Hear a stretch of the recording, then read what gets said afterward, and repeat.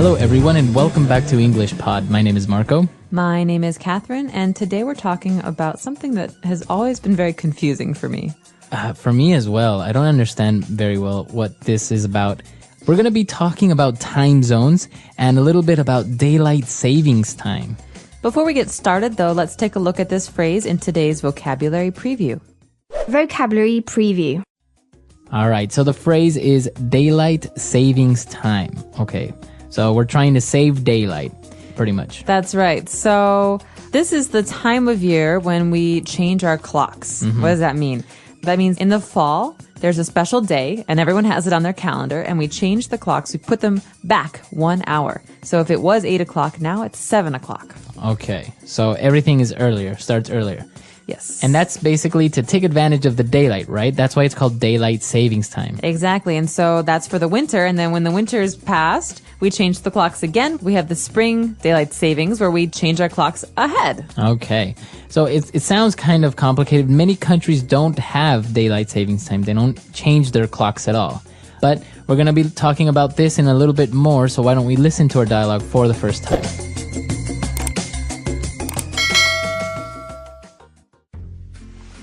Did you set your clock forward for daylight savings time? What? Why do we have to do that? Well, at the start of the spring, we usually have more daylight in the mornings and less in the afternoon. This is basically due to our position on the planet and the rotation of the Earth. In any case, to take better advantage of the daylight available, we compensate by moving our clocks forward 1 hour. I see. That's convenient. I never understood things like this, such as GMT. I never know what time zone we are in or when to change my clock. That just stands for Greenwich Mean Time. Here in California, we're in Pacific Standard Time. That is 8 time zones west of Greenwich. Remember when we were in Beijing? Well, then we were in China Standard Time, and that's 8 time zones east of Greenwich. That's why it was so weird traveling from Beijing to LA, because of the huge time difference. Even though we left Beijing at noon and flew for more than 8 hours, we still arrived in LA the same day at noon. It's like we went back in time. All right, we're back. So that was a pretty clear explanation of why we do these things. But maybe there were a couple of words that you didn't understand. So let's take a look at those now in Language Takeaway. Language takeaway. Well, Marco, what you were hinting at before, this idea that we have shorter days in the winter and longer days in the summer, has to do with the rotation of the Earth. And so the rotation of the Earth is our first phrase. Okay, so the Earth rotates. What does that mean if it rotates? Means to spin around, but not just to spin around anywhere. It means that if you draw a line through the middle of something, it never leaves that line. It just kind of turns. Okay, so it's spinning. Like the wheels on a car. They rotate. That means they go around, but they are fixed To the car. to the car. Right. So this is one of the reasons why we need to compensate our clocks because of the rotation of the Earth. And that's our next word, to compensate. This is a verb, to compensate. And it's often used with money, but it can be used with time as well, time or sunlight. So with money, you'd say, I paid him $100, but I owed him $150, so I'm going to compensate him for the extra $50. Okay. Means I'm going to fix it. Okay, so to compensate would be the verb, and compensation would be the noun. Now, in this case, we're talking about time, so how can we compensate time? Well, that means that if we have lost an hour because we changed the clocks, we have to compensate. We have to try and gain that hour back. And so that's why in the spring, after the days start to get longer and longer, we have to compensate for that by changing the clocks again. Okay, so we're compensating time. Now, related to daylight savings and this whole time thing is time zones. We have time zones all over the Earth, and you've probably noticed this if you've traveled. You have to change your clocks, or many times you see in hotels what time it is in London, in Hong Kong, in Berlin, etc.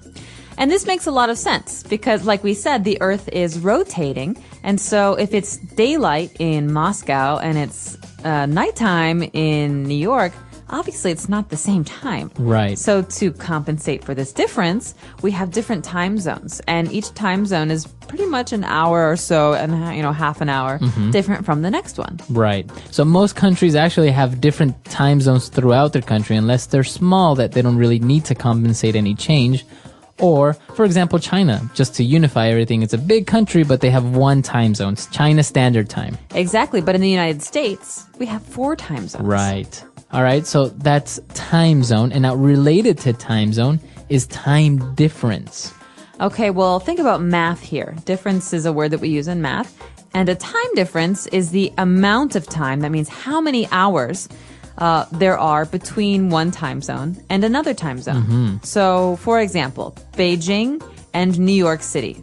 These are very, very far away from each other. If it's day in New York, it's night in Beijing. So that means if it's 7 in the morning in Beijing, it's probably around 7 at night in New York. So the time difference would be more or less 12 hours. Exactly. Wow. But when it's daylight savings time, it's 13. So be careful. Right. Okay. I think that's pretty clear. I think we should go back and listen to our dialogue again, and we'll be back soon with Fluency Builder. Did you set your clock forward for daylight savings time? What? Why do we have to do that? Well, at the start of the spring, we usually have more daylight in the mornings and less in the afternoon. This is basically due to our position on the planet and the rotation of the Earth. In any case, to take better advantage of the daylight available, we compensate by moving our clocks forward 1 hour. I see. That's convenient. I never understood things like this, such as GMT. I never know what time zone we are in or when to change my clock. That just stands for Greenwich Mean Time. Here in California, we're in Pacific Standard Time. That is 8 time zones west of Greenwich. Remember when we were in Beijing? Well, then we were in China Standard Time, and that's 8 time zones east of Greenwich. That's why it was so weird traveling from Beijing to LA, because of the huge time difference. Even though we left Beijing at noon and flew for more than 8 hours, we still arrived in LA the same day at noon. It's like we went back in time. All right, we're back. So now let's take a look at 3 key phrases in Fluency Builder. Fluency Builder. Oh, let's go back to the beginning of this dialogue. The person who's explaining all of these interesting things is saying that, well, in any case, to take better advantage of the daylight available, we compensate by moving our clocks forward 1 hour. So this is an important phrase. You could say to take better advantage of or to take advantage of. Let's talk about this. To All right. take advantage of something. So to take advantage of something is to use it efficiently, right? Or to take better advantage. So for example, if you drive to work every day and your neighbor drives to work every day and you work at the same place, you could take better advantage of your car and the cost by sharing the same car to work. Exactly. Or when people started to use computers, you could say, well, they were taking better advantage of their time by speeding things up, by making things faster with the computers. Right. Or many mothers say, take better advantage of your time and read something instead of playing those video games. Exactly. So it means, like you said, to be more efficient, to do useful or important things. That's right. And now when we talked about what daylight savings time means or GMT, what that stands for, this is an interesting phrase. It stands for. Well, think about it as a picture. So if something stands for something else, that means the original thing, it's not there anymore. And so in words and phrases like GMT, GMT doesn't mean anything by itself, but the G stands for something, the M it's an acronym. Okay. So this is an acronym that stands for, that represents 3 big long words. Okay. Greenwich Mean Time. Right. So we use this a lot when we are defining words or when we are defining an acronym, like GMT stands for Greenwich Mean Time, or for example, USA stands for United States of America. Or we can even say someone's name stands for something. So, Marco, what does the M in your last name stand for? So you're Marco M. What does the M stand for? Right. And then I would say, well, it stands for Mejia. Your last name. Right. So you can use this when you see things that you don't understand, maybe an acronym or an abbreviation.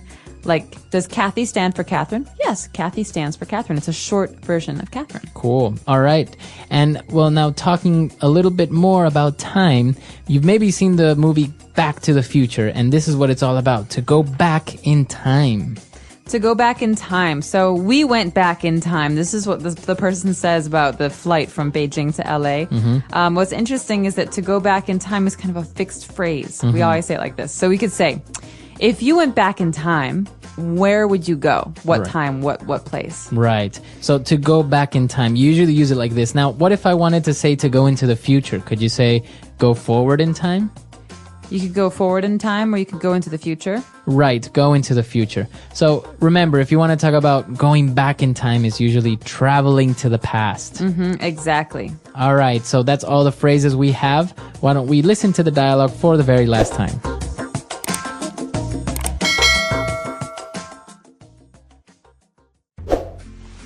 Did you set your clock forward for daylight savings time? What? Why do we have to do that? Well, at the start of the spring, we usually have more daylight in the mornings and less in the afternoon. This is basically due to our position on the planet and the rotation of the Earth.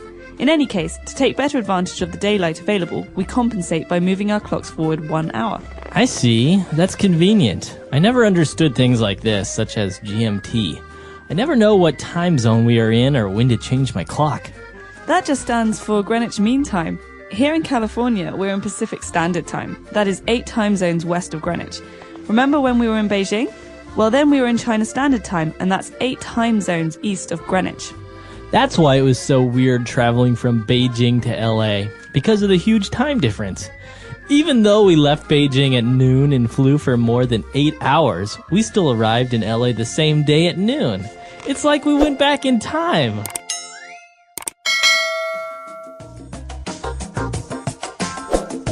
All right, we're back. And now this is actually something that really does happen, right? If you take off in an airplane from Beijing, you fly for a certain amount of hours and you reach California and it's still the same time. You reach it in the same day. It's very strange. The same thing happens to me when I go home. So I leave Shanghai and I arrive in Chicago and I arrive at the exact same time I left on the same day. So it's like if time never passed. No, it's the longest day of your entire life because it's not 24 hours. The flight is 14 hours. It's really 38 hours long, right? So it's really intense and exhausting. And then what happens is when you do the opposite, you go from Chicago to Shanghai, then you go into the future pretty much, right? Because you left on a Sunday, but you arrive on a Tuesday. Or in my case, yeah, you leave on a Sunday and you'd arrive on a Monday. Monday. And you lose half a day of your life. Right. You're just sitting there and all of a sudden it goes past you. Right. Yeah, so it all evens out in the end. Right. So when you go back or when you come, it all evens out. You recover. You get those hours of your life back pretty much. They're not gone forever.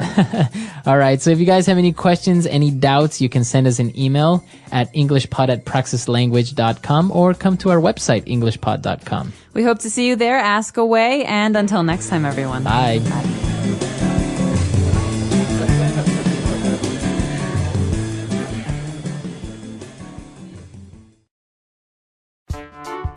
The English Pod Audio Review.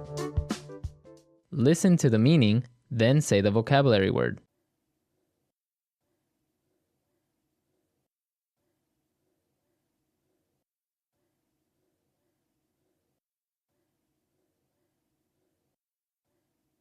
Let's try that faster.